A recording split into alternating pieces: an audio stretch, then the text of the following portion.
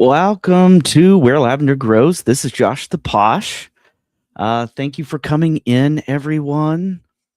I've uh, prepared a special live for you, but my special guest, our local history nerd here in Lubbock, Texas, is running a little bit behind. So we're going to wait a little bit for them to show up, but I'll go ahead and get started with introducing everyone. Might be a little bit, they're kind of coming back from traveling, so we'll we'll keep and wait for Tracey. All right, so let's get started here. See who's in chat. Let me see. Sensei is here. Welcome in. Chris is here. Thank you for coming in. Sensei, looking for let's see, good to see you both. Looking forward to today's case. Absolutely. And this is one that I've been wanting to do for a while. Please let me know if I'm coming in loud and clear. Um, oh, good. I'm not familiar with this case at all. All right.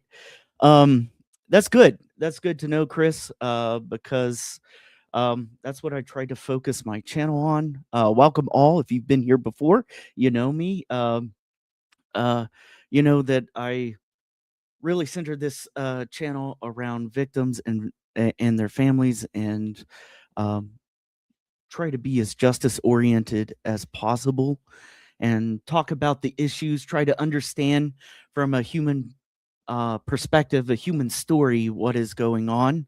I am not a detective. I am not. Uh, I'm not even really a web sleuth. I'm just a librarian with a little too much purple sometimes, and I try to understand this little blueberry of a planet and what humans are willing to do to one another has always surprised me as someone who reads a lot of history and a lot of historical situations and things like that. So, um, I really appreciate you being here, and I like to figure this out with you and figure out, see if we can solve some of the world's problems, or at least talk our heads off doing it and doing it with a heart.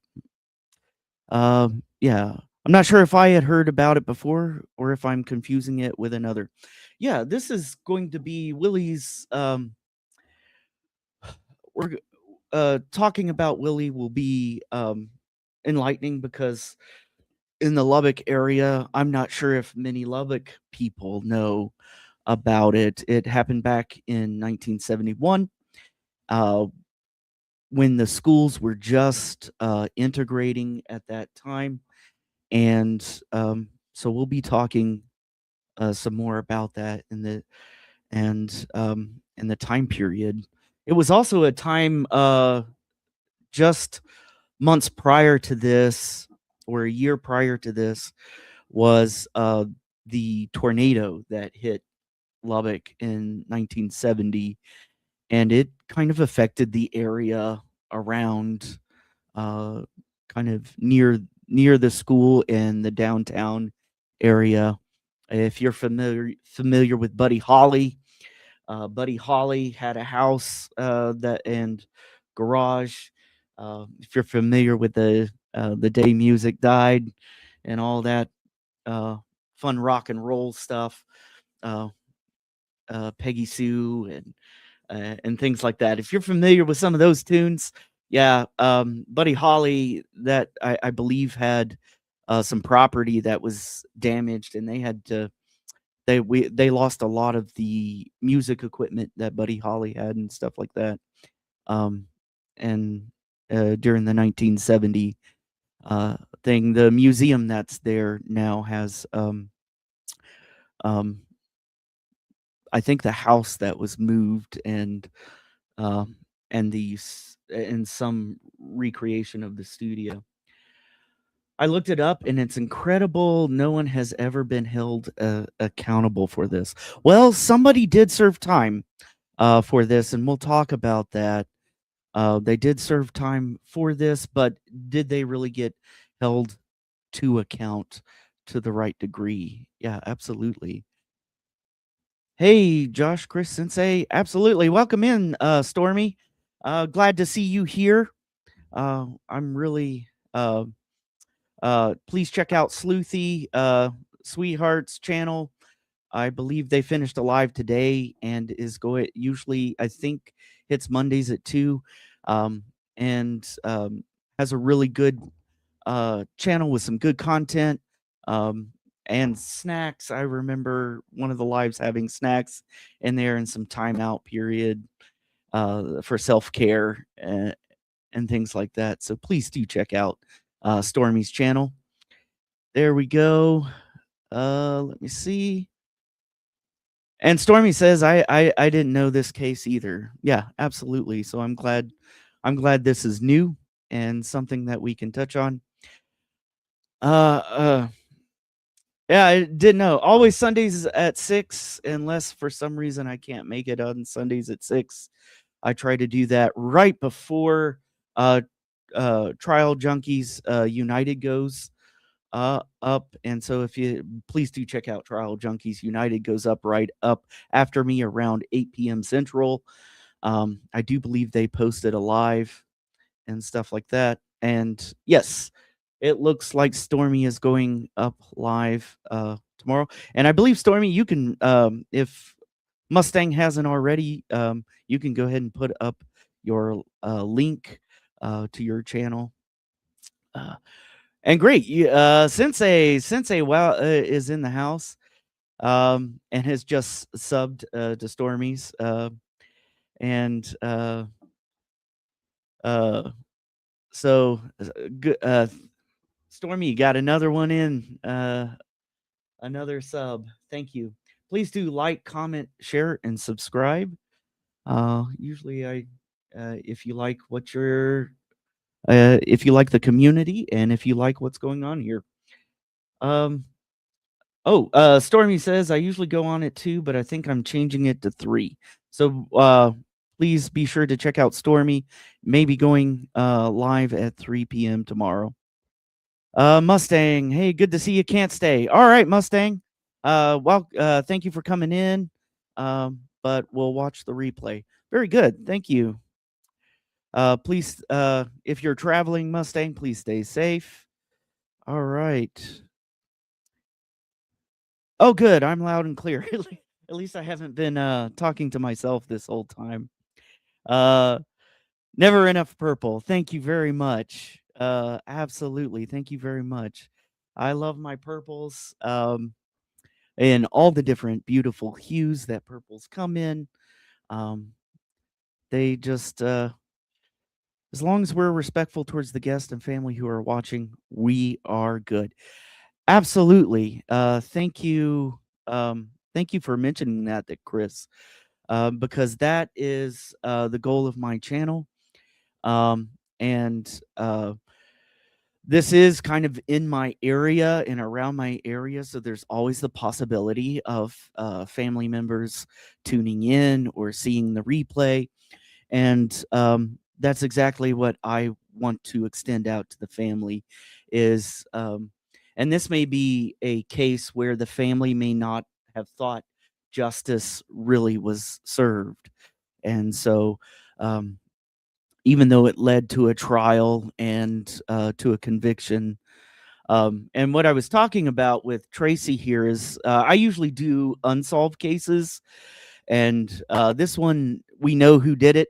We know who was involved, and and they served some time for it, but maybe not as much as we would hope or think that justice um, happened in this case. And that's one reason why I say perhaps it. Perhaps I was in my discussion with Tracey, I was saying perhaps this is an unresolved case in a way. Even if it is solved, it has an element of being unresolved. And even in social realms, it could be unresolved. Absolutely. Buddy Holly is buried in Lubbock. I plan on going to visit. I actually don't know about that. Buddy Holly, I believe, is actually buried in New York, if I'm not, but they do have a memorial here. I don't think he's actually buried in Lubbock. I should know that, but I believe if you go to the museum and stuff, because he never really came back to Lubbock once he left, and I don't think they buried him here. Um, and so, but I'll check on that for you. I think pretty much I've never seen um, a burial of him here, but they do have big glasses. They do have the studio.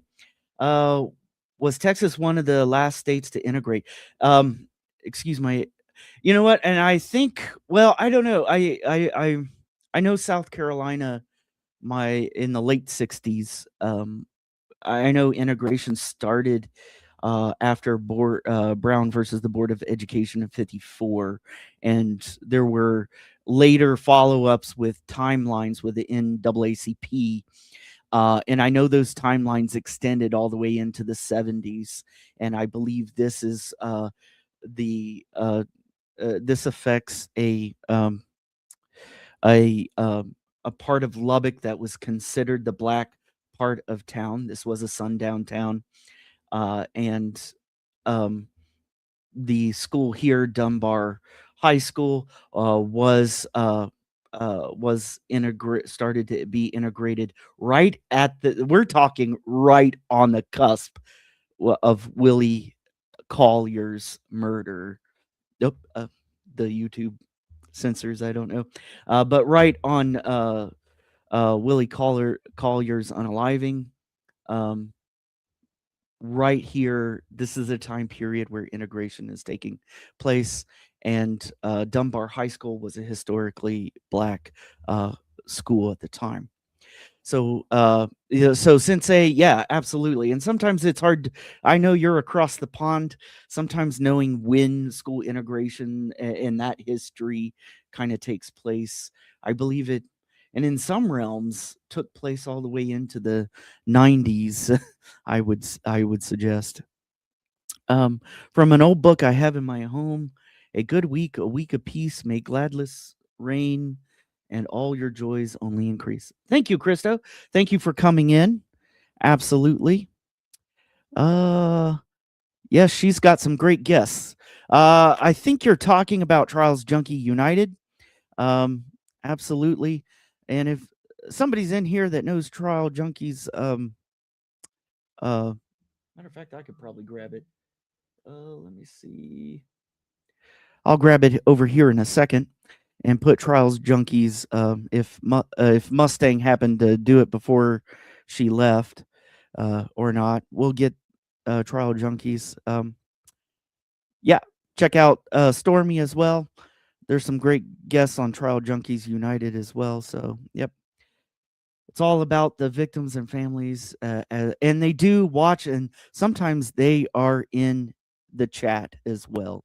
So do me a favor, please. As I say in my little banner or ticker down at the bottom, I try to be lax unless I've got a troll in here with comments and stuff. But uh, will be, but I kind of really, if you'll do me a favor, and just when you introduce a theory, persons of interests, um, anything like an angle or topics related, please do keep in mind the families, even if they're not in the chat or things like that. Just please do. Yes, please like, share, subscribe, do all the common YouTube things. Um, yes. Oh, I can show you exactly where he is. Is he in the cemetery? Oh, okay. I thought I saw read somewhere that he actually isn't here. Um, all right. Buddy Holly's gravesite is in a modest guitar decorated headstone in the city of Lubbock. I learned something ever new. I've been here 8 years and was under the impression he wasn't here. That's kind of interesting. I'll have to go and check that out. Uh-oh, that just reduces my Lubbock cred here.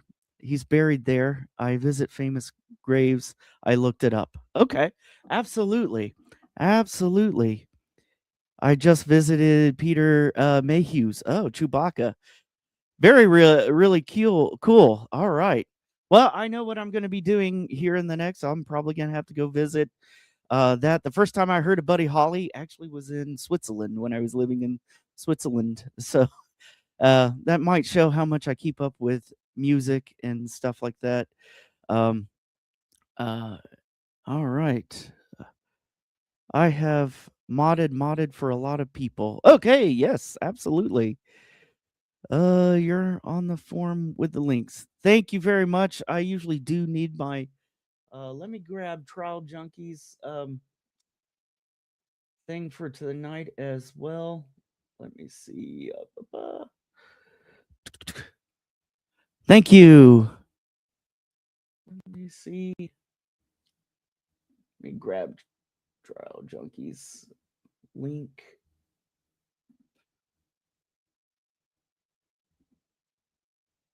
Hold on 1 second. Let me see if this works.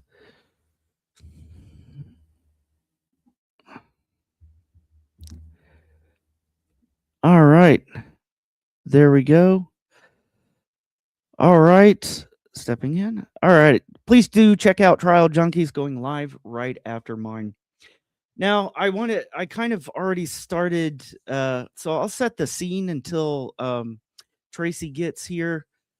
She said she would join as soon as she got. There was a little time mix up with that, and so wish her some safe travels as she is getting back to her place, and then she'll be joining us shortly after that. So please do. I keep all my links for each channel and notes on my phone and just copy and paste. You know what? That's a good idea, Stormy. I need to collect all my usuals and collect them into a notes, and I'll get them out. Oh no, Far, welcome in. I'm sorry that you're not feeling well at the moment, but welcome in. And I hope you do feel better here soon and recover quickly. Um, So please stay safe and healthy, just as Chris says. And we all wish and hope that you feel better. All right. So what I'm gonna do is go ahead and get started a little bit with kind of explaining um, a little bit about Willie Collier. Again, we had just been discussing a little bit how Willie was uh, Willie, this whole place takes place in the 1970s, the early 1970s. This is September 1970. A tornado had just ripped through Lubbock, and I believe actually a year right before that in August. And so the um, so the community was kind of recovering from that. That took 26 lives. There's a memorial now downtown that was built during my time here, and so and it's supposed to, and it has all the names of the victims of that. So people were still in the midst of rebuilding, and Willie's case starts at a place where um, the United States Health and Education and Welfare Department had sued Lubbock, or the Lubbock Independent School District, and and said that they needed to integrate their school district. This had been done in San Diego and in a number of other southern towns throughout the South, and they were ordered to redraw all their district lines um, and where white and black communities were, and and integrate the schools so that you would have both white and black students attending those schools.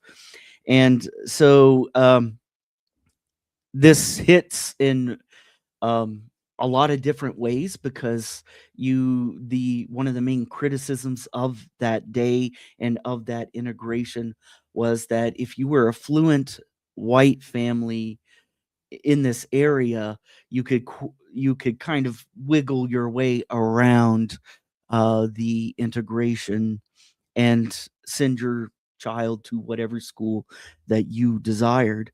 And so, but this is a case where the main the person who held responsible for this um, really begins responsible for this had just started um, uh, Dunbar High School and went there. And this person is um, comes from a white family and was attending Lubbock High and was reassigned or the district put them into Dunbar High School, a historically black school in the area.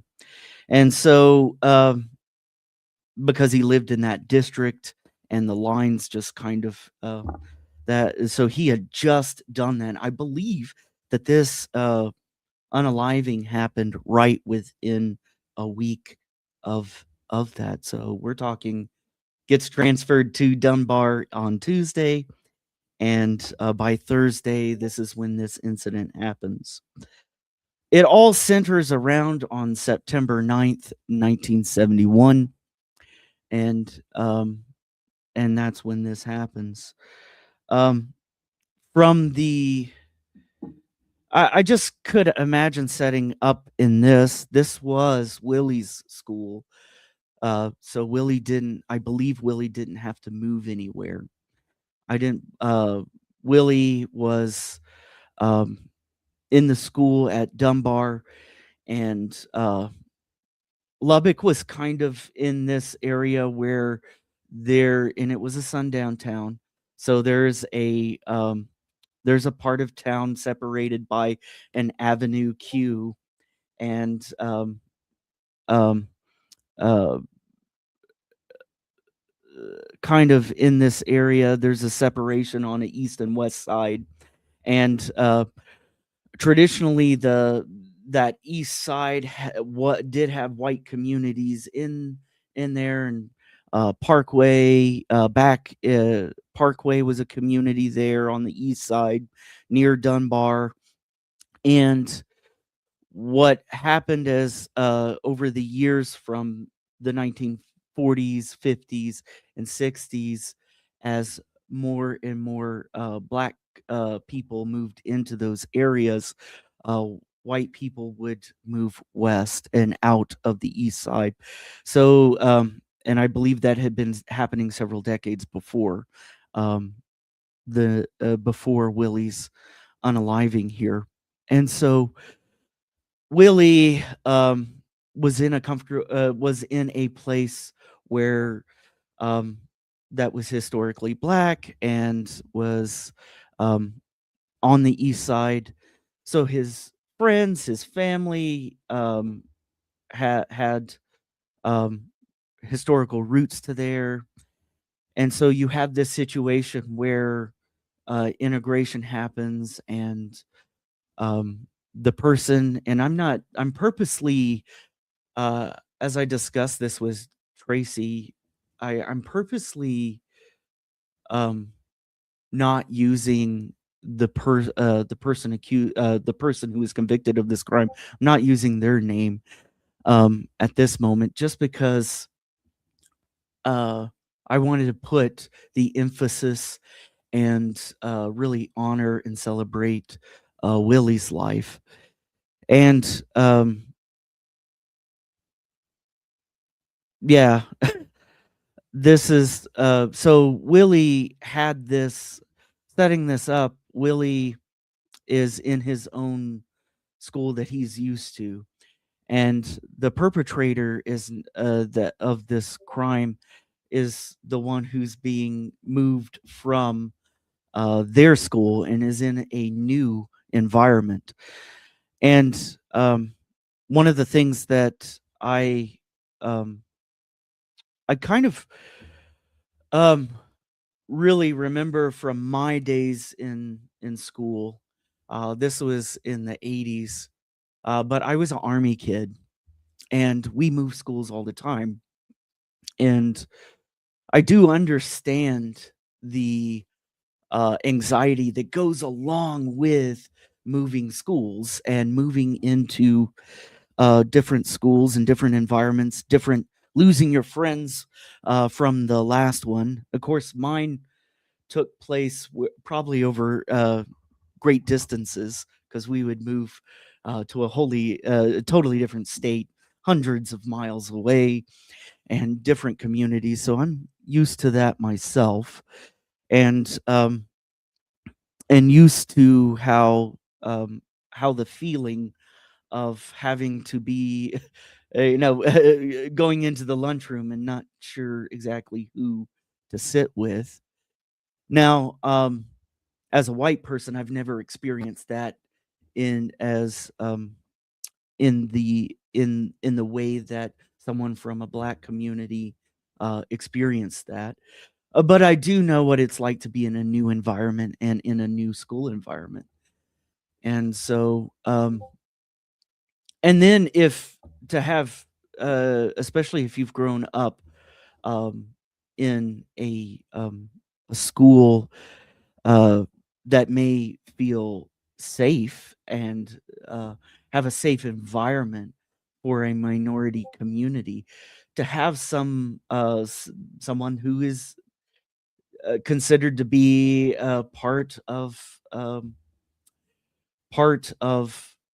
a privileged or an oppressor um, community, that could have implications as well. So there's a lot of things going on here playing into what is going on with Willie's case, and broader implications nationally for what is going on. And so yeah, absolutely. So this all centers here on what happens here with Willie, and between him and his unaliver, the person who the offender in this case. Um, so as we keep this is all playing in into the background of what's going to happen to Willie and the person responsible. Um, I mean, I don't have Nightbot on here. I don't know. Nightbot sometimes is I know Mustang used to set off Nightbot all the time. Yeah, absolutely. It's wild to me that in 2026 we still have sundown towns. Absolutely. And there's a historically, I mean, going back where, and this really hits on the edge where a um demonstrations take place after Willie's unaliving and Willie's homicide, and it really gets down to a um really causes a problem that many Lubbockites either do not know about, and those who lived during the time sometimes are unwilling to talk about it.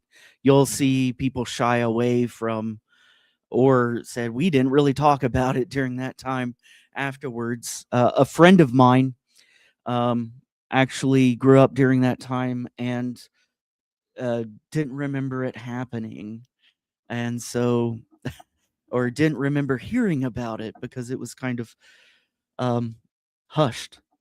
Uh, um, I didn't even know they were called that, sensei, let alone they still exist. Yes, they were called sundown towns, and you usually had a curfew where African Americans were not allowed to go into certain communities or certain parts of town, and so this was one of those towns, and there were going all the way back many years, um, uh, and uh, and many of the instances where if you didn't have work on the past a certain avenue in Lubbock, um, you could be stopped by law enforcement and fined, cited, jailed for being on the wrong side of town.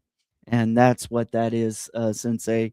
Um, they are illegal, but they exist. The Midwest has a high concentration, followed by the South, West, and Northeast. That's exactly right, Stormy. And it's an injustice, even if it's not enforced by law enforcement, even if it's just enforced socially. Um, and uh, or where it's unsafe for you to be at a certain part of the town based on um, what color you are, what color your skin is. They couldn't be in town after dark. Yes, and there was usually a curfew, a set time. These were part of city ordinances. Sometimes they were county ordinances, so you could have a whole group of towns that were sundown towns. Um, and so this would uh, even if you were working, this had problems. Even if you were a uh, working on the white side of town,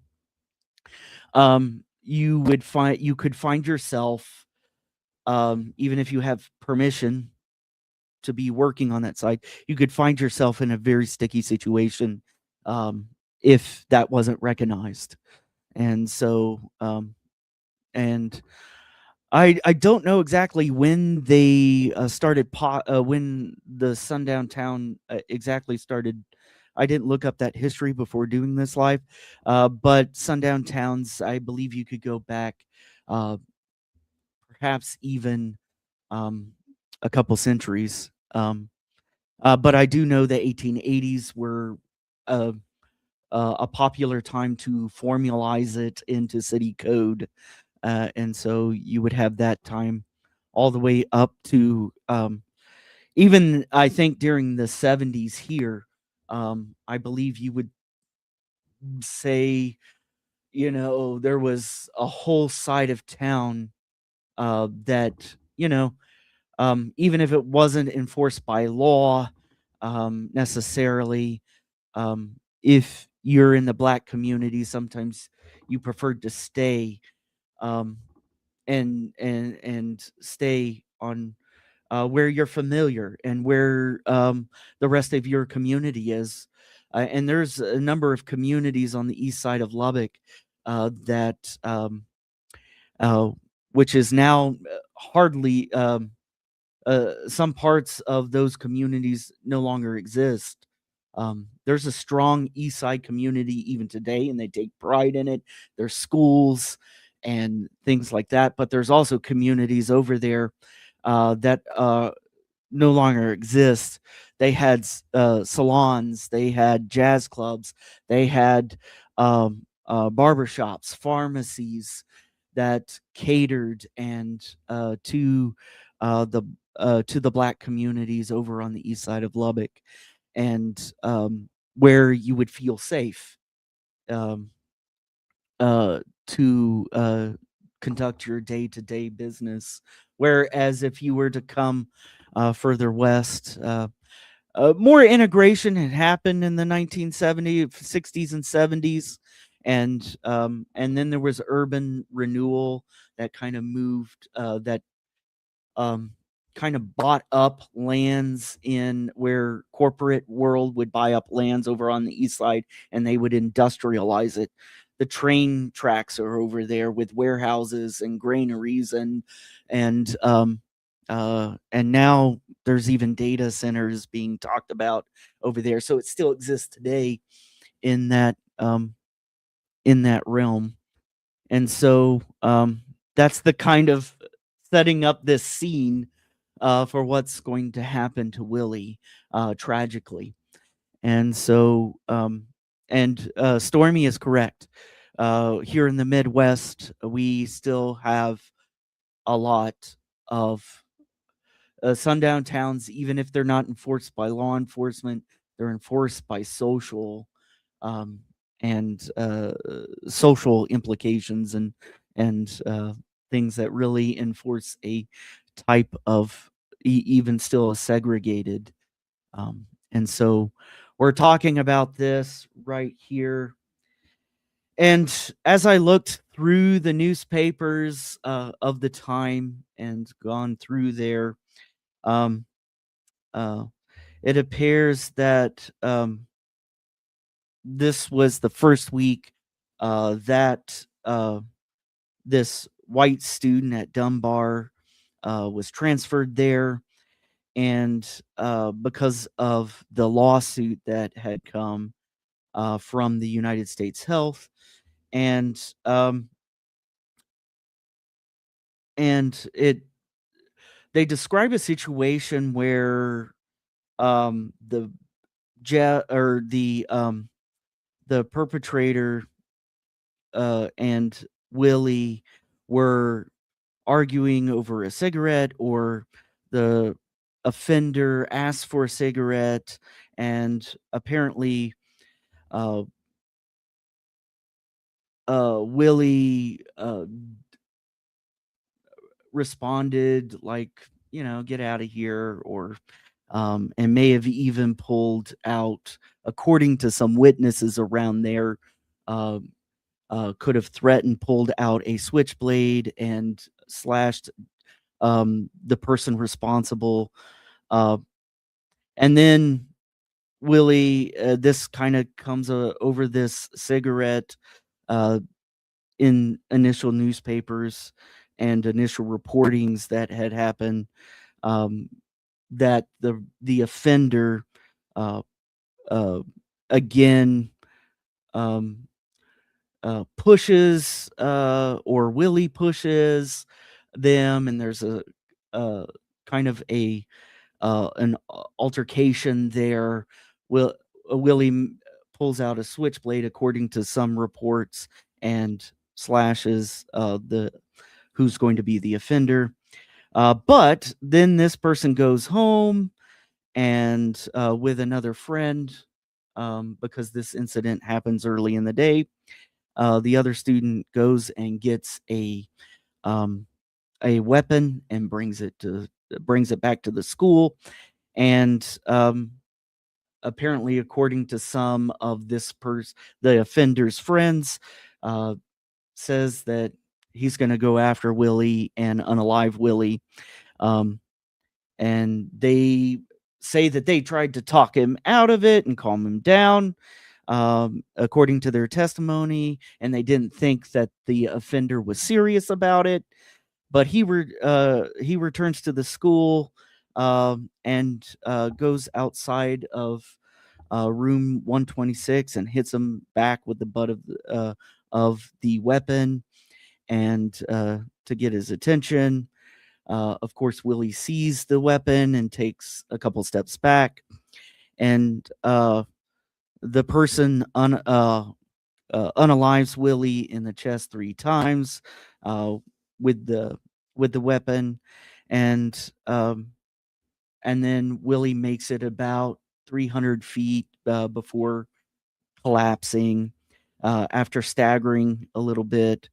There were a couple witnesses, including a female teacher and 2 other students. And so Willie is not alive on when the police arrive at the scene just before 3 p.m. He's taken to the hospital, and our guest has just come in, I think. Hopefully, I just hey, Tracey. Oh, can I hear you? I was muted. Hey, how are you? I'm doing well. Let me turn down my volume a little bit. Welcome in. Thank you very much for showing up, Tracey, and being a part. We had a little bit of miscommunication with the time. I apologize, everybody. Yeah, I apologize for all of that. Yeah, we were in Austin, and of course, as a local history nerd, I produced another history nerd, and my daughter was competing in the National History Day competition. So she was in Austin doing that, and we were just making our way back and got delayed. But I'm here now, and we can talk about Willie. All right. Well, I was just getting to the part to kind of set up the scene where Willie was kind of setting up the scene. We talked a little bit about sundown towns and kind of the integration process and that the schools were going through, and I kind of set up where the scene between Willie and the offender in this case. And so Tracey is really is really has done a podcast on this before and has dug into the local archives here and did I think a few years ago, I think in 2021, you did a podcast for Willie's case here. And I think what I would like to do, and I've known Tracey for a long time and a few years, and so I want to thank you again for coming and Absolutely. really centering Willie. When we were talking, you were very careful to center Willie at the in the narrative, and that's what we try to do here on Where Lavender Grows. We really want to center the victim and the victim's families, and we talked a little bit about that before in chat, how centering victims' families is really important in showing up. And you'll find in this community, Tracey, that that we really try to honor that, and we try to minimize trolls. Well, I really appreciate that, because this really is Willie's story, and when you're ever telling the story of any true crime victim, the victim should be the front and foremost. I know I've come across so many true crime podcasts where it's the perpetrator who's centered, and it's sort of their story that's getting told. But I feel very strongly about centering victims instead. And so I am super happy to be here. Thank you for asking me on, because I think this is, like you said before, we've known each other for a long time. So this has been a long time coming. Absolutely. And you had said when we were talking about this, and I said, why don't you come on? And I felt the enthusiasm from you right away. And so I really appreciate it. And thank you for my community out here, for your patience and everything. We really appreciate it. Yes, thank you all so much. Absolutely. So let me, I kind of described a little bit, but from your perspective, a little bit, can you tell me what kind of set the, tell me a little bit about Willie and about the circumstance? And it's okay if it repeats some of what I've already said. Sure. Kind of set the scene and set up the circumstances that lead to Willie's unaliving. Sure. So I want to start with, on the way up here, I was actually doing more research, because that's what I do, and got to pass the time driving up here somehow. So I was refreshing my notes, but also I found out a couple of new things that I kind of want to share that just, I think, set up the background. The racial tensions in Lubbock were so palpable at this time. So this was 1970, 1971. Lubbock was being forced to integrate. They had been sued a couple of times now to make sure that they were integrating. They hadn't been doing it properly. They tried at one point to just move Black teachers into Lubbock High and say that's good. And then they were trying, and at this point, what they're trying to do is bus in white students into the Black schools, but still segregating Black students. So they still couldn't integrate into white schools. They were just moving poor white students into the Black schools. And that was their version of desegregating. And that's what was happening when The the perpetrator in this case was a young, poor, semi-poor white boy who was upset about the redistricting that had gone on, and he was no longer able to go to Lubbock High. And so he tried to go to Lubbock High, and they told him, no, you can't do that. You need to be bussed over to Dunbar. And within 2 days of him starting at Dunbar, he had killed Willie. And it just, like, it was pretty clear to me when I was reading all of this that this was about race. A lot of what I heard, or a lot of what I read, was people talking about how this was just drugs related. This was all drugs related. Well, I found out a little bit more today in my research about why people thought it was drug related. And it was actually different from what I thought the assumption was going to be. So it wasn't about Willie at all. It was actually about the perpetrator. So his father was Earl Carver. Earl Carver owned and operated the Wayfarer Motel. So I thought it was the Nicolette. It wasn't the Nicolette. It was the Wayfarer Motel. The Wayfarer Motel is a motel that was on 34th Street, and it was right across from the Joy Motel. And so if you've ever been down 34th Street and seen those sketchy motels, that's them. And they, so the Joy Motel was ran by Earl Carver's son-in-law, and they were both embroiled in a ton of scandal around prostitution and drugs and around human trafficking, and all kinds of illegal activity was going on in these two. And so people assumed that because Earl Carver's son was the one who did the shooting, and they had argued about cigarettes, they assumed that these two got into some sort of drug turf war thing. But that may have just been rumors. And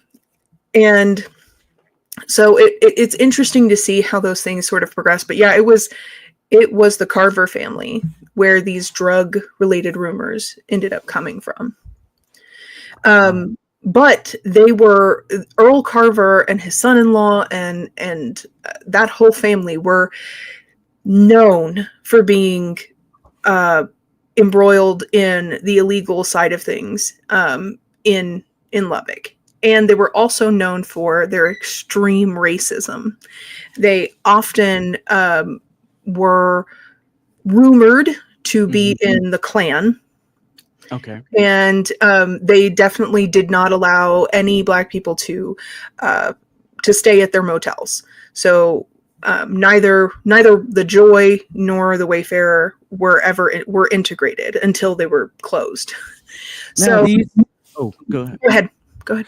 So these hotels and stuff, they're still kind of on the east side of 34th, or the east side of 34th Street. Yeah. Yes. But they're not exactly over into the. They're still kind of on what would be considered kind of the white part of town. Is that correct? Right on the border. Yeah, right on the cusp, which is why the son would have been bussed over into the east side because he fit into that district. That was one of the questions early on I had is if this was how did the district wind up being that's how the son went was able to or was required to be bused to that school. So that answers a little bit of a question that I already had in mind going on in this. And so we're setting up and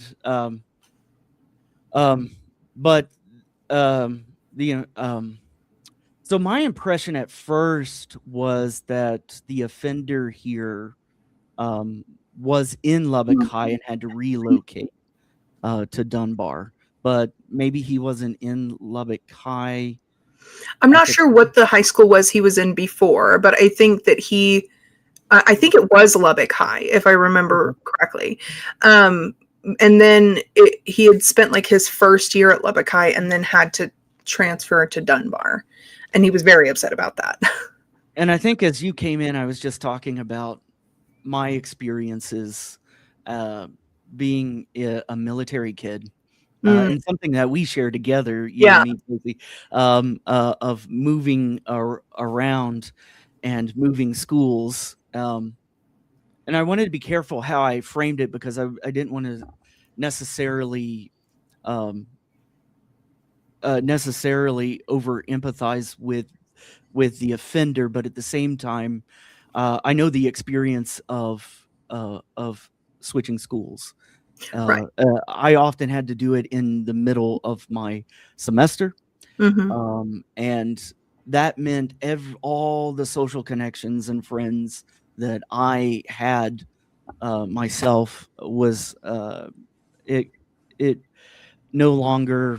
I had to rebuild it, or to such a point that after a while I just like, what's the point? And so sometimes I isolated myself on purpose when I would switch to a new school. You know, it's easy to forget that the offender in this case was also a child. And you know, and so it's hard for me because you know you don't want to empathize too much with him, but he was a child. And he's very much influenced by what's going on around him at the time. And moving schools is definitely one of those things. And unlike us, where we'd been moved around ever since, you know, we were tiny, the offender, he had never moved. And he had been with his friends his entire life. And now he's going into Dunbar with this family history of racism and illegal activity and violence. All of this brought him up. And, you know, so it's no wonder that he was sort of primed for this kind of thing. Paula in the chat is asking if this was a hate crime.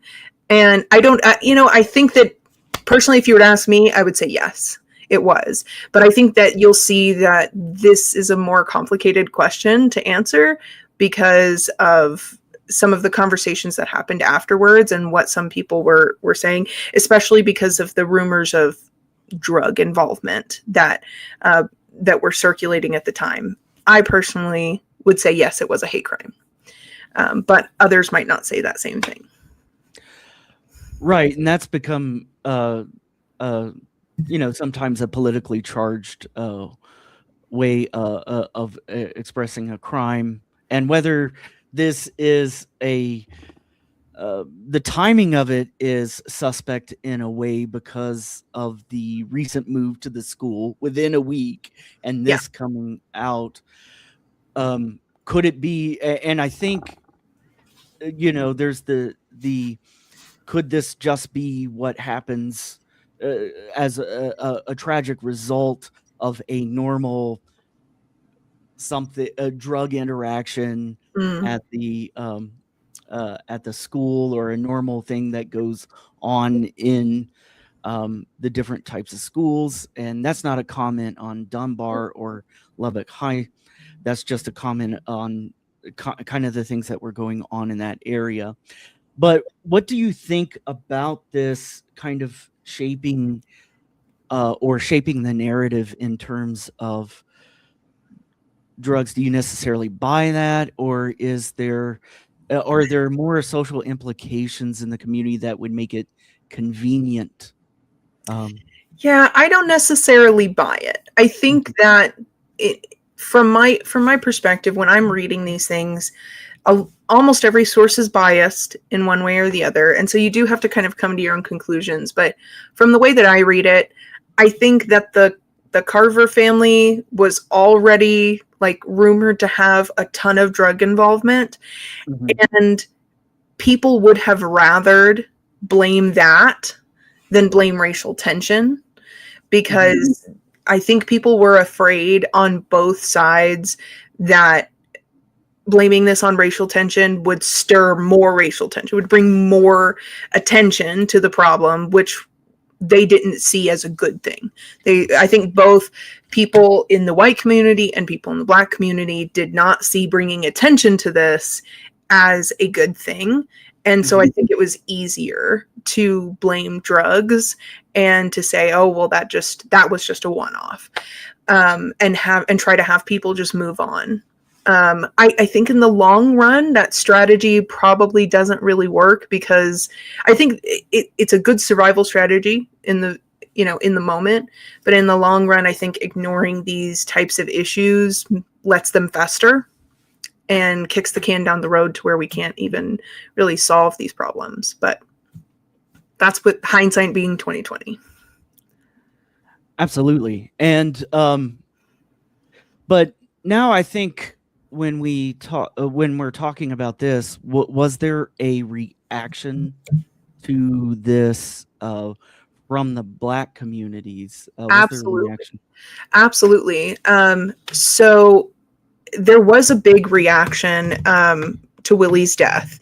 He was shot in such a tragic and sudden way. This wasn't something that was building up over time that anybody saw coming. It was literally 2 days after the offender had started school at Dunbar. 2 days. And they got into a silly argument about cigarettes, and then the offender decides to go home on his lunch break, grab his dad's pew-pew, and come back to school and end Willie's life. And, even his friends at the time who hopped in the car with him were trying to calm him down. And in the later reports, they said that they didn't believe that he was actually going to do it, but the offender had been saying that he was going to shoot an N-word. I'm going to shoot it today. That he kept saying it, and he was adamant that's what he was going to do. It was definitely premeditated. He went home, got his weapon, came back, and targeted him specifically. Willie was even backing away with his hands up in the air. He wasn't running. He wasn't confronting him. And so he died right there in the hallways of Dunbar. And after the chaos, the community organized a march down to the sheriff's station. Now, the offender turned himself in rather quickly. And he already had a lawyer, and it makes sense now, because one of the questions I know that you and I had talked about was, how did they have a lawyer so quickly? How did they know what to do so fast? Well, if you are constantly navigating the law with a bunch of other stuff, your family probably has a lawyer or a fixer on retainer. So that answers that question. But yeah, they had a lawyer pretty immediately, and the lawyer said, you need to turn yourself in right now. Turn yourself in. So they took him to the station, and he turned himself in. And the march down to the courthouse, the Black community was righteously very upset. They wanted to see the offender. They did. They wanted to see him, because they didn't believe that they had actually arrested him. And that's how little trust the community had in the law enforcement, that the law would be on their side. They didn't trust that the offender was actually in custody. I was reading a dissertation, a chapter in here about Willie, and in there, the author says, according to some of the interviews that they did, that they wanted to see the charging documents and the arrest warrant, and they wanted to see everything laid out. And the sheriff at the time was hesitant to do that, or and so there was there was a they reacted really well. And this was the same day, correct? This was same day. This was 8 p.m. that day. So 8 p.m. that day. Yeah, 8 p.m. And because Willie was shot right after lunch. Mm-hmm. And then 8 p.m., everybody was at the courthouse and asking to see what was going on. And so the sheriff's office eventually allowed a few representatives from the crowd to come and lay eyes on the offender, make sure he was in jail, and he was, and to see the documents and all of this. So I think that moment really highlights what the underlying tensions were, because the Black community did not trust law enforcement, didn't trust them to the point where they thought they may lie and say that the offender was arrested when he wasn't. They may even have him in custody, but not actually have charged him and just let people see him. And so they had to actually see all the documents and lay eyes on this kid to believe anything. And then on the police officer side, they were so worried that this community would react in such a negative way that they allowed this exception. They allowed for these private citizens to come in and audit essentially their arrest of this kid. That's how afraid they were of this crowd and this community. So there was just an enormous amount of tension between these two groups. And so the crowd, after learning that he had in fact been arrested, they still stayed, they were still protesting, and they were in negotiations and talks with the prosecutor, the district prosecutor, who was telling them, we probably cannot get a life sentence. And we can't get the death, they were saying we probably can't get the death sentence because he's a child. Yeah. Because he's 16. And but they said, but we might get him 99 years. Mm-hmm. And so the crowd outside started chanting 99, 99, 99. They were all calling for this kid to get 99 years in prison. That was in the dissertation I read too. Yeah. And that they had but that wasn't the end of how did this especially in the context of how even peaceful demonstrations today over racial tensions, over unalivings that are unjust or seemingly unjust or perceived to be unjust between law enforcement and that come up with some protests. Was this one did this result in anything? Was it entirely peaceful? So it was not entirely peaceful, which I mean is understandable. A young innocent kid was shot, but on the way back home, the crowd ended up throwing a few bricks through some white businesses that were on the east side of town. I think it was Fur's Cafeteria and one other restaurant. They threw bricks through the windows. 5 dumpster fires were set. Yeah. And a few other small things like that. And one officer was shot in the neck. Yeah. And I don't think he ended up passing away. I don't think or anything like that, but he was taken to the hospital for his injuries. You know, I read, in one news article and in that dissertation that there was more to that a couple canines were brought in. Yes. During that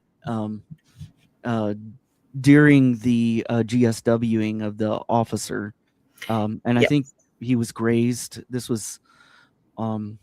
Yeah.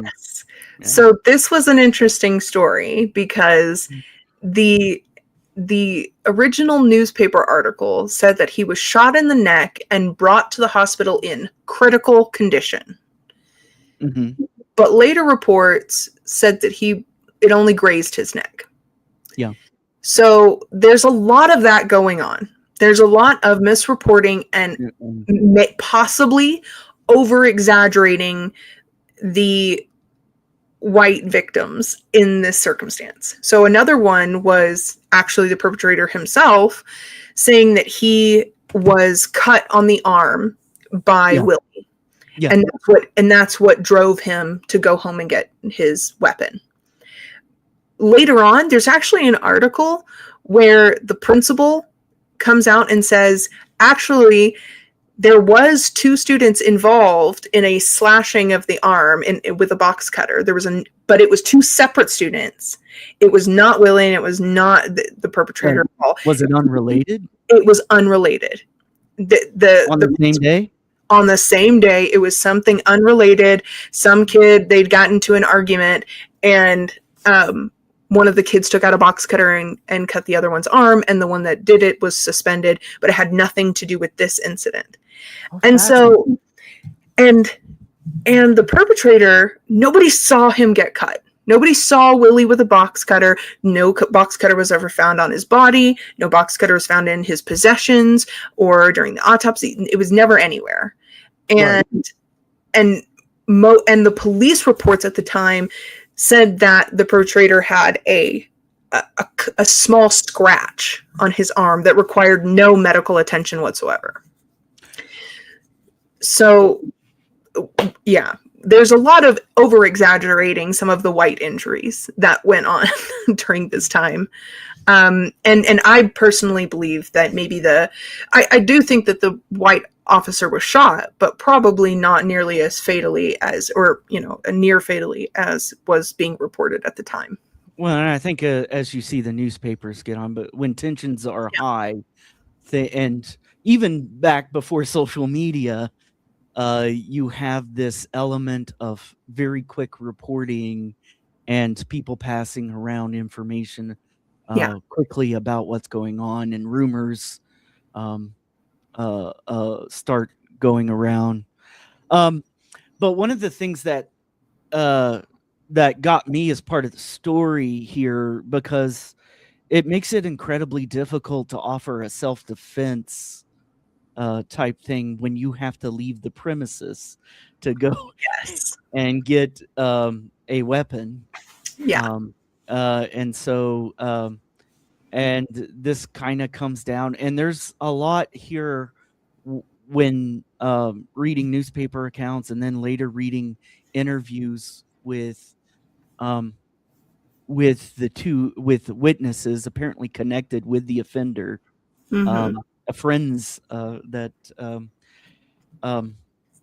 they even themselves kind of set the record straight for wait a minute, so even during this time and you have a father that tells his son, even with the racist past and with this, to go turn himself in and things of that nature. And I just think the story becomes very problematic when you have to leave the premises to go get your weapon. So that leaves out the self-defense type of thing that may have been proposed in other similar crimes involving. They still tried to argue self-defense in court. And so it was absolutely ridiculous. There is no self-defense argument there. And the court rightfully threw that argument out. And I think that it was so obvious that this was racially motivated. That's my take. I think it was so obvious that it was racially motivated that that's what really upset the entire Black community. I mean, 2 days after this kid started at Dunbar, they had just begun the process of integration, and this happens. And it had to have been devastating. Absolutely. Chris says, I'm wondering if the offender regrets this decision today, if he's alive. So he is not alive. He passed away in, I think it was 2015. Yeah, that's what I read. As far as I know, he never expressed any kind of regret. Now, he winds up serving some time, correct? Yes, there is some history behind that. But before we get to his sentencing, I'd kind of like to talk about the rest of what happened with the police and the Black community, because I think that will, I don't know, that's where, to me, that reaction is kind of the heart of the story. So after the protests, right, everybody goes home. And this is after Officer McKenzie, I think it is, McKenzie gets shot.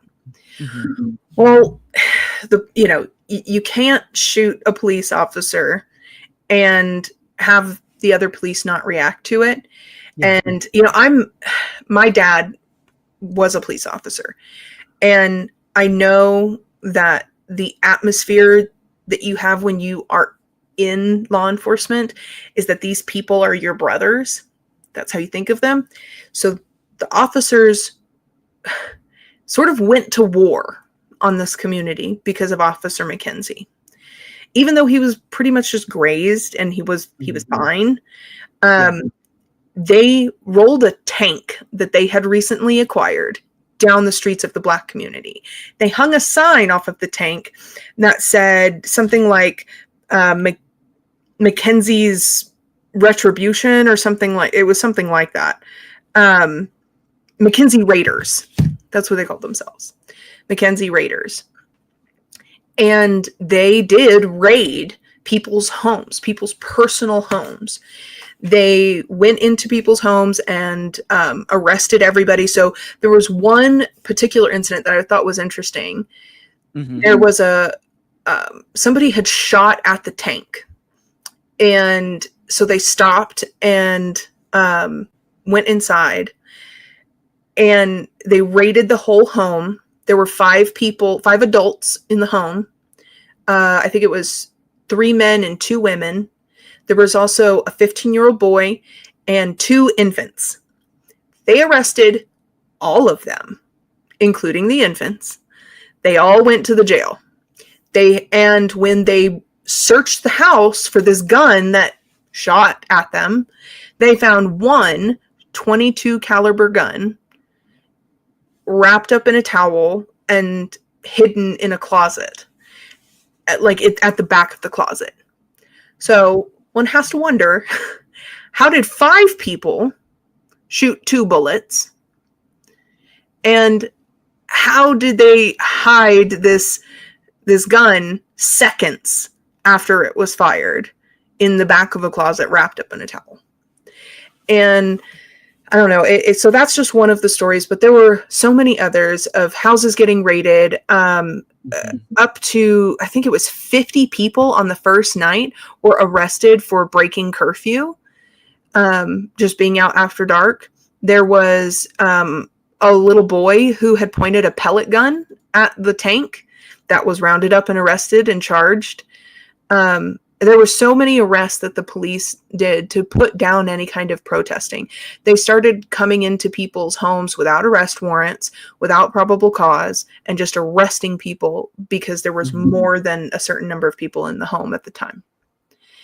And they were rolling this tank, a full-on tank, down the road of this community, trying to terrorize people. I have a picture of that tank. I think I got it from your files. Is it okay? Fantastic. Yeah. Yeah, I think it was, let me see.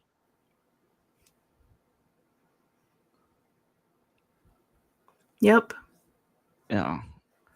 So that was, I guess, the tank that was here. I wonder where it came from, like the national, I know there's an armory around here that near the airport. Yeah, I don't know.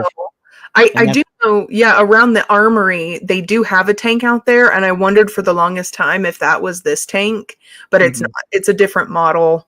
It's a completely different tank. And things like that. So, yeah, and so this was what was taken out there.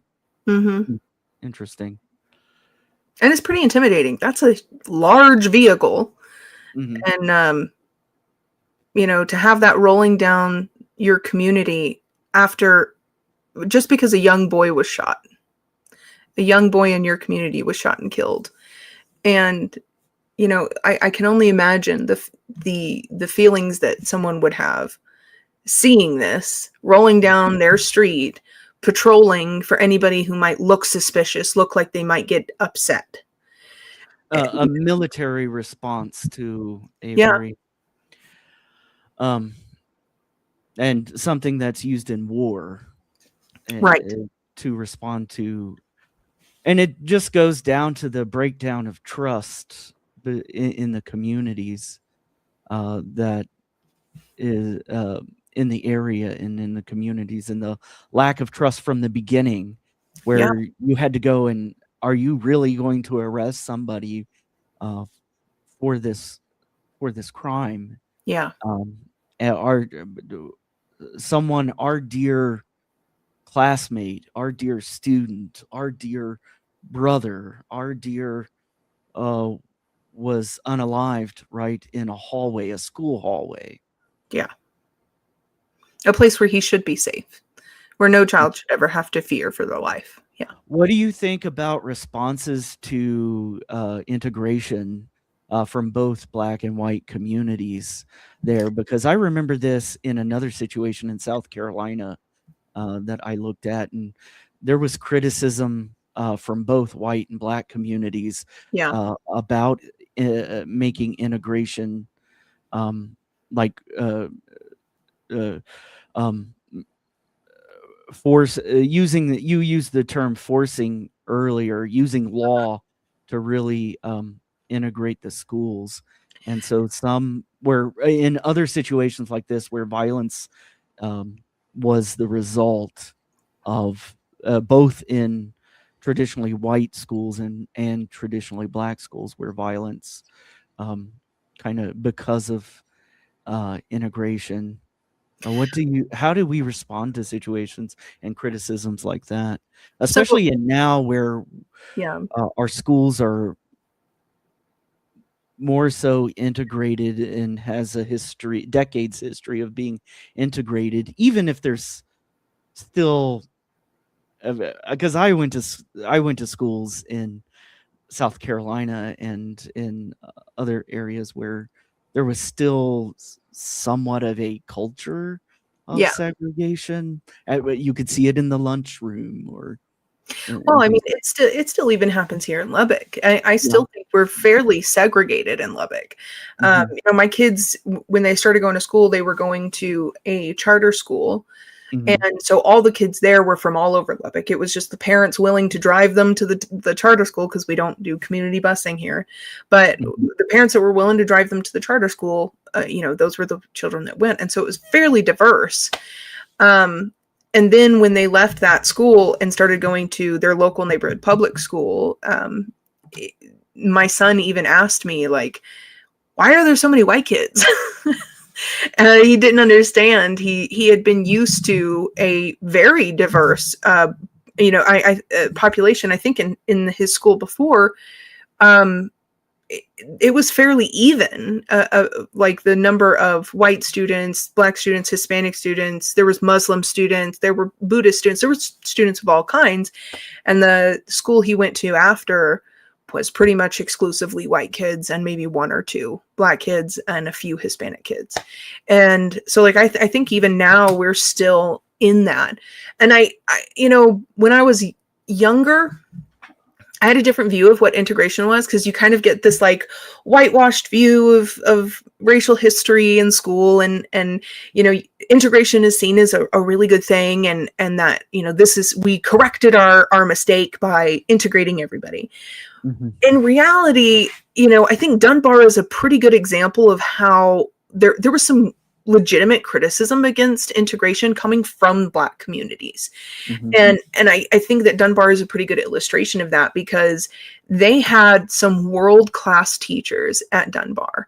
Yeah. Their students were excellent achievers. We had a really thriving Black community here in Lubbock. I learned that just today, that the Cavell Pharmacy, that was the first pharmacy owned by that had Black owners in the United States.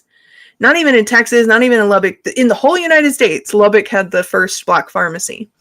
And we had some really amazing teachers and administrators at Dunbar helping these students achieve the most amazing things. And I think that, sometimes integration is maybe not a great thing when it brings this kind of violence into those safe places. And it's sometimes a community sets up a safe space, and they should be allowed to protect that safe space, especially if they don't feel like opening up that space is going to result in any better outcomes for their students. And I really think it should be up to that community. But then giving them that kind of power is also difficult. People can be coerced and they can be threatened. And so it's a difficult thing to navigate. Well, especially and there's more examples throughout the South. Yeah. Where the criticism was coming from civil rights leaders was that if we don't integrate now in this, you essentially have two states. Yeah. And this violence and ignorance of each other will perpetuate to even greater harm. Absolutely. And on that same note, I think the way that Lubbock responded is indicative of what the real problem was with education in particular.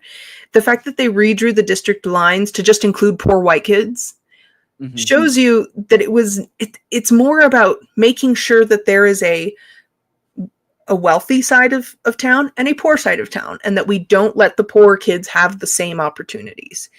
And if we have to lump in poor white kids, we will. We'll make that sacrifice. And we'll sacrifice our poor white kids in order to not have any other poors mingling with our precious babies.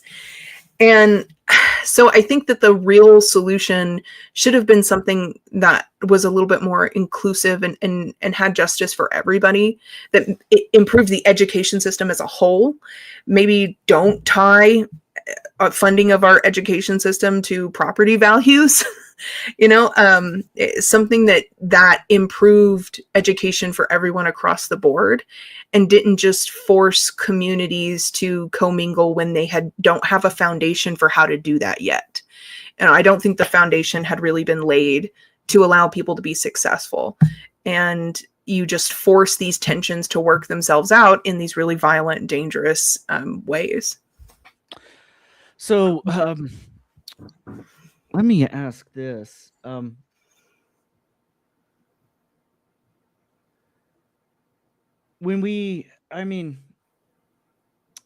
this, what specifically do you think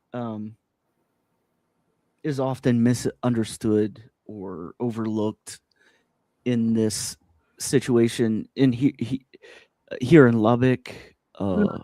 What do you think anything is overlooked when we are retelling this event? If it's retold, it's not very often that you hear about this. It's really not. And in fact, I think most people don't know about this story. That's one of the reasons I started researching it. I was actually researching a completely different story when I came across this in some newspaper archives. I just happened to read something about it, and I was like, what is this story? And I started digging more into it and asking around and asking people who were here. What I found was that a lot of the Black residents who were here at the time, they remembered the story, but remember it had something to do with drugs. And then the white residents had no idea this ever happened. This was not even on their radar. I talked to a few people who went to Lubbock High at this time, and they had no clue that this had ever happened in their city.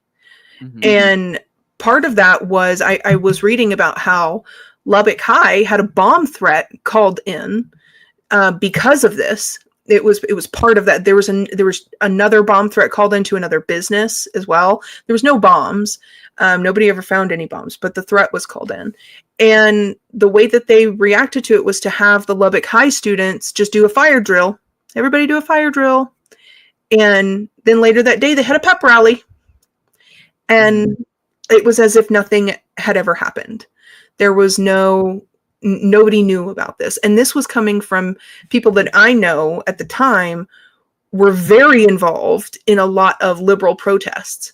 In fact, there was 2 liberal newspapers at the time in publication on the Texas Tech campus that never mentioned anything about it because they didn't know what happened. Didn't know it happened. Yeah. They had no idea it happened. So I think that with this whole story is something that's overlooked. But I think the thing that gets overlooked the most is that this was racially motivated, in my opinion. Yeah. That this was not just about drugs. That was a story that we told ourselves to make ourselves feel better at the time. That's not what actually happened. This was a racially motivated thing. And it has ripple effects to even today, where the attitudes that were present back then are still for the large part present now. We've made a lot of progress, but we're still a segregated city. We still don't have the best relations between the communities here. And people still have really negative ideas of what it means to be from the East Side. I've been to the East Side. It's the most beautiful part of town. They have the best parks on that side of town. And yet most of Lubbock is afraid to go there. A strong sense of community. Yeah. A pride in the community. A pride in the teachers over there. I've gone to events. The education is world class on that side. Yeah, and there's essential part of how they hiring priorities and over there they take pride in seeking out people who have connections or grew up familiar with the East Side. And yet Texas Tech students new to Lubbock, are often told, don't ever go to the East Side. Don't go to the scary East Side. And don't ever cross Avenue Q. Don't cross that street. There's still this fear of the Black community in Lubbock. And I think that is the point of this story. That's the point, is what fear can lead to. These police officers were so afraid of the Black community's grief that they rolled a tank through their neighborhoods to terrorize them. And I don't think that fear has entirely left us. And I think that the white community here in Lubbock really needs to grapple with that, and to grapple with why we still allow this to endure without confronting it directly, without actually taking a look at what's wrong in our community and how to actually fix it. And I don't mean in a philosophical point of view, I mean like a literal, practical, on the ground, how do we fix this? And I don't know the exact answer. I know for myself, when I started researching this, I made a concerted effort to start going to events on the east side of Lubbock and to support East Lubbock businesses, Black-owned businesses, and East Lubbock Art House, and because I wanted to show my kids that there's no reason for us to fear this side of town. And in fact, we should be the ones helping to build up this community and make sure that it's thriving. Well, and that's one of the things that at the end of the day, both of us were two white members of Lubbock, and you have, I believe, you consider yourself a Lubbockite and have lived here and had family connections here. I don't. I came here some years ago, and a Yankee. Kind of, yeah. And at the end of the day, we're just we're two white commentators, or even I'm here on a podcast. What is our role in this story? I remember I think we were talking about earlier, do we have, or should we be the ones telling this story? Yes. So this was a story, I was wrestling this when I first came across it, because like I said, this was not the story I was researching in the beginning. I came across it and it just hurt my heart in a way that a story had not hit me in a long time. And I was talking about this with a few friends of mine who are Black and from the East Side community. And I was wrestling with, is this my story to tell? And, I was wrestling with, well, if it's not my story to tell, then who do I get to tell it if I want it told?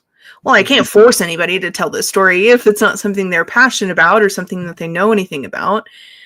So if I'm passionate about it, is it on me? Is it my story? And what is my responsibility to Willie and to this history? And I remember this friend of mine telling me, what makes you think that this story isn't yours to tell? It's your history too. Mm-hmm. And that hit me really hard. That Black history is not exclusively the history belonging to the Black community. It is all of our history. This is that my family has been here. Both sides of my family have been here for 12 generations on either side, at least. And I am very deeply from this area. Mm-hmm. And it is my history. This is the history. This is the fact that the white community didn't know anything. That's our history. That's my history. I think holding ourselves accountable is incredibly important, and that's where I see my role. If this story can be told from a lot of different viewpoints and a lot of different perspectives, so all I can do is really tell it from my perspective. But I think that my perspective is one that is valuable in this story, because what I see is a Lubbock where white people and the white community has not addressed this fear that is inherent, and we have not adequately done anything to bridge the gap and to bridge that divide. And that should be on us as a community. And maybe telling this story and helping people to realize what that fear can actually do to widen the differences and to widen the gap between us. Maybe that will light a fire under somebody and make them make more of an effort to reach out or to do the internal work. So that's what I'm hoping for, my place in this story. But I do hope that other people hear the story and maybe they get something different out of it and they tell it from another perspective and have another lesson come out of it. But I think that my lesson from this is just that I want to address the fear, the white fear in particular, that still exists and still is affecting policy, is still affecting the way that we zone things, the way that we talk about Lubbock, the way that we interact with each other. It's still affecting us to this day. And just because we don't see it like a tank rolling down the street doesn't mean it's not there. Or didn't happen in our history. Yeah, exactly. I heard a Black podcaster not too long ago describe, the all these events is our history, is American history, Yeah. is Lubbock history, is Texas history, and how Black people survived it is Black history. Yeah. in that realm. And so I think definitely in here, there's no way that we have the entire perspective of the story, but having conversations around it and hard conversations around justice, equity, and what that looks like when we talk about our American history and both the beautiful sides of it, the ugly sides of it, the stories that we don't want to tell, and face those in a way.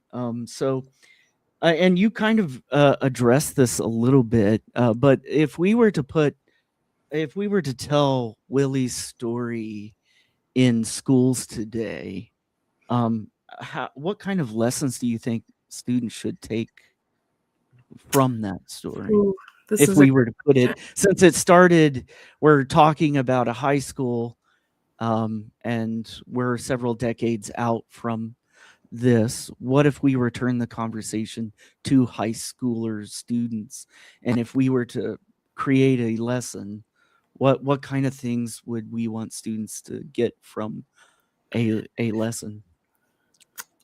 I think that's a really good question, because I think that there's so many lessons you could learn from it.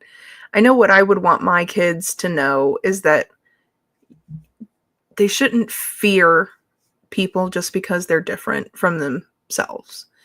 I don't want my kids to ever feel like they have to be defensive because they're in a situation where people don't look like them.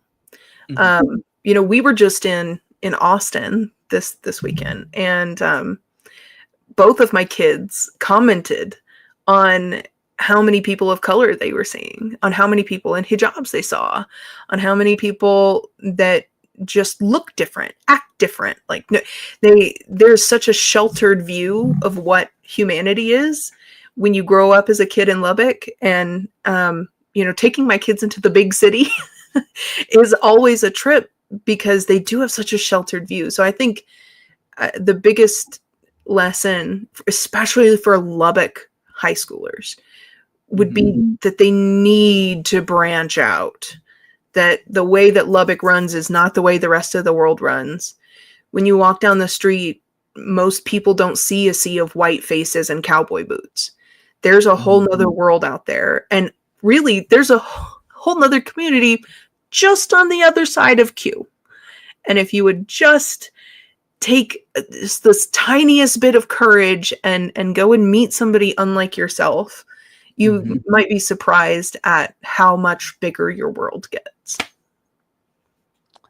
Absolutely. I think, and that's part of what I think both of us have, to some degree, whatever criticisms we may have of the military, our military backgrounds as military kids, or brats as they call.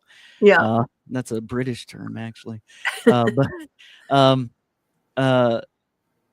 is that we moved around, and I won't get into it here, but the U.S. military was one of the preliminary integrating forces, because that's the history. You have your civil rights side and civil rights within the military, because for the military culture to be effective in there, you had to integrate. And so you had one of the first institutions to do that with, because they found out that they had to do it. Yeah. In a way for their institution to run effectively. And so I think I attribute some of my understandings of civil rights, of integration, of a broader perspective, and realizing that there's a whole world out there, is because I got moved around. And I was in similar situations where I'm in a new school. I didn't stay there my entire life. I don't know what that's like. I really don't. Yeah. I don't either. I moved around every couple of years, every year. And, you get to, you realize just how wide the world is, the difference of perspectives, the different takes on things. People are entirely, you don't have a monopoly on that perspective. No. On your own perspective. No. And it's interesting raising kids here in Lubbock, because this is all they've ever known. My kids didn't know grass was supposed to be green. The first time they ever saw a field of green grass, they were like, is all the grass green here? I'm like, oh shoot, my kids have never left Lubbock. They didn't know the grass isn't yellow everywhere. The grass isn't, yeah. Although we've had a couple green for Lubbock, at least. Green for Lubbock. Seasons. I think about that when I think about the school's broadening perspective and the lessons that we can learn from this. And I see here that oftentimes when I hear either BIPOC, Black, Indigenous, people of color, commentators or community members even here, when they comment on or they make note of when people in the white community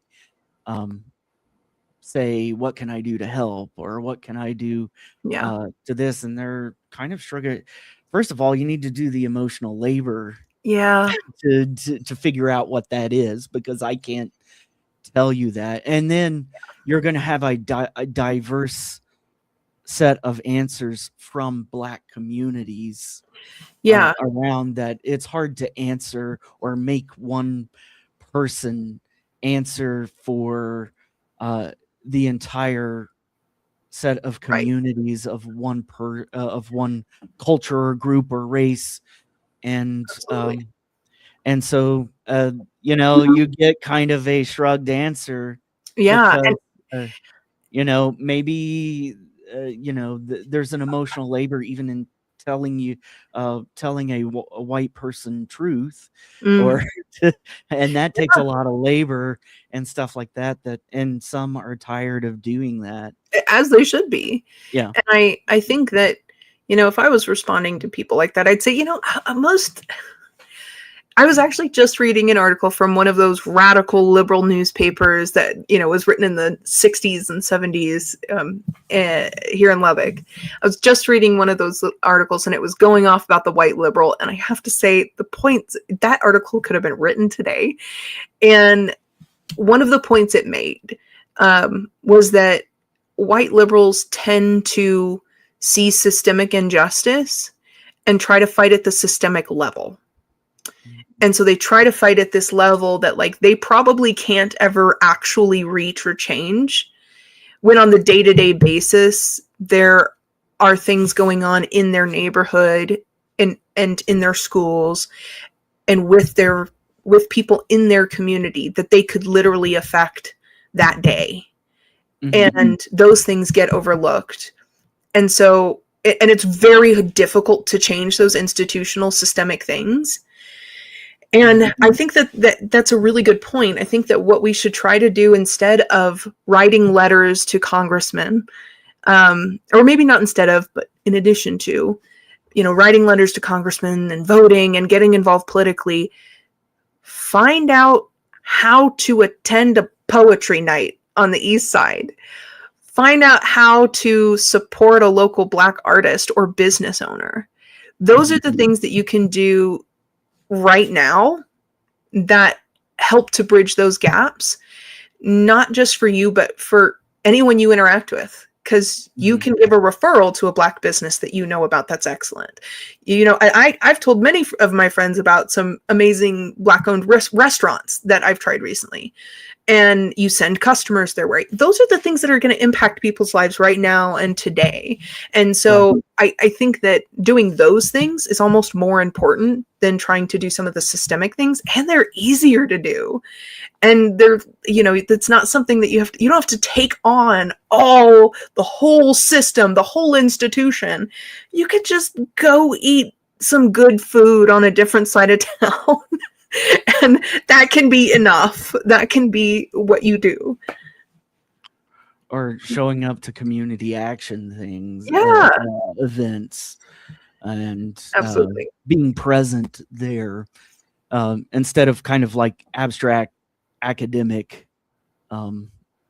things that are Yes. just uh, noteworthy in the academic sense, but not but have little practical effect in the right here and the right now. Right. White liberals don't like being practical. we like being off in the clouds and philosophizing and intellectualizing things when you could just go have dinner with somebody. And we can afford to do that. In a right. lot of ways. We have the privilege of doing that. Yeah. And we don't really get involved in the everyday things, or if we do, we get involved in ways that distance ourselves. We might throw money at a problem, but we're not going to go and volunteer, or we're not going to go and just attend something, or just purchase from a small business. And those are the impacts that actually matter. Yeah. And keeps going, keeps an economy going in a way that affects a marginalized community in a way that we can't fix capitalism right away. So if we're in it, might as well play that game, go spend your money where your heart is. Absolutely. Yeah. Well, I thank you again for coming and for the time investment that you have put in Yeah. to this. I really appreciate it. And I really wanted to do this to honor Willie's story in this way, and to have this something a little closer to home in some ways, and that affects my world. And Absolutely. um and that and I definitely see that even more with some of the information that you found out. And again, this is, I always say, knowledge is not static. um just like you learned a few new things in some of the research that you did uh, recently, and I learned something today, and I think that's a valuable thing in this story. And this one is more of a solved case, and we know who did it, and there wasn't too much of a question about that afterwards, Right. which is different than what I normally do on my channel. But I do say, as what this has illuminated here, um, I don't know, maybe illuminated is too strong of a word, but um, but what we talked about here could really say that it is an unresolved case Yes. in a Solved but way, unresolved. solved but unresolved. Yeah. I don't know if that could be a hashtag, but anyway, we are speaking of different. Um, I believe True Crime United is another word, and you would enjoy True Crime United. Tracey talks about a lot of issues about this as well, and I'm Fantastic. trying to pull off. They have guests on there. I apologize. I can't remember who the guests were, but True Crime or Trial Junkies United has excellent content, and I want to put their link into the chat. And they will be starting probably here in another 15 minutes, 8 o'clock Central Time. And they have been doing a lot of justice-oriented things, especially here in the state of Texas, and doing uh, uh, episodes on immigration and things that are affecting our communities statewide. And so please do check out Trial Junkies United at 8 p.m. here, just a few minutes. Is there any last things that you would like to really say about Lubbock, Willie, anything about community action that you would like to say before we leave? Yeah. I just want to, well, first of all, thank you for having me on here because I am very passionate about Willie's story. And I Mm, always love getting a new opportunity to reach a new audience with his story. Um, and also, just if you want to do something today to honor Willie, I would suggest making a donation to East Lubbock Art House. Their website is eastlubbocarthouse.org. They do some amazing work in the community, and I would love to see a few donations go their way in honor of Willie and of his story.